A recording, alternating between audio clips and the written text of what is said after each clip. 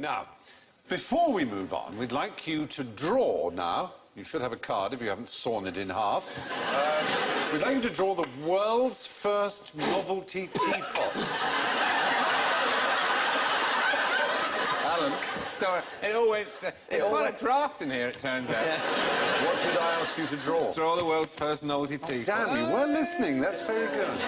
It's gone out that side, but when you asked me, it was still in the middle. All right, then get drawing. The world's first? You mean we're inventing one? Or there is one that we should know about?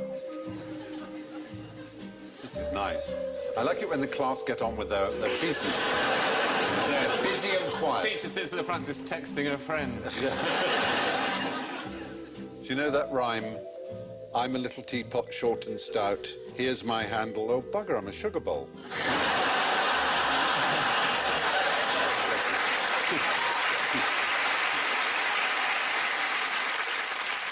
How are you doing? Is everyone ready to show yet? Yes, David, you look as if you finished. Yeah, I have finished. I'm very pleased with it. Is it an Indian goddess or a crab? It's a novelty teapot. Oh, yes, sorry. It's instructed, but I thought they have a lot of tea in India, and their vague goddess is a bit like that. And one thing, the best bit, the sort of business end of a teapot is the spout.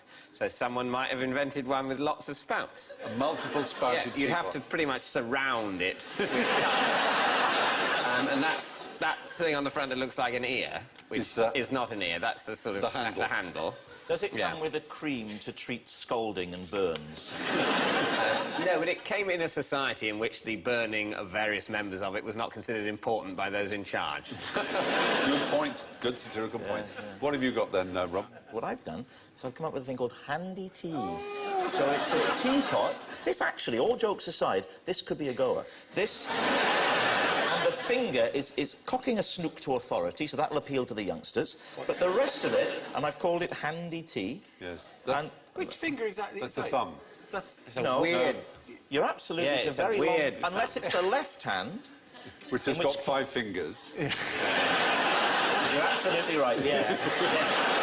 It's not anatomically correct. No, that's... It's only a prototype. Anatomically correct. Contents may differ upon delivery. Right, anyway, but I think you'd have to agree there's something for everyone in I there. think it's very wise of you to have signed it. Yes, I have. If you hadn't, I would have nicked that idea. I'd probably leave the recording at this point to make your capitalise on it. Dara, what have you got? it's supposed to be an Egyptian character. Oh, yes. See, I thought you wanted the first one. I want some historical. And the Egyptian character is doing the traditional Egyptian hieroglyphic thing, but that it pours out of his arm. That's very clever. Now, fortunately, I don't know. I can't draw Egyptian clothes, so I've made him wear a small tuxedo. And a little dicky bow. So he's an Egyptian on the way to some sort of black tie event, maybe the opening of a pyramid. And you've not only signed it, you've actually put a copyright notice on it. Just in case that isn't the correct answer. I think it's actually...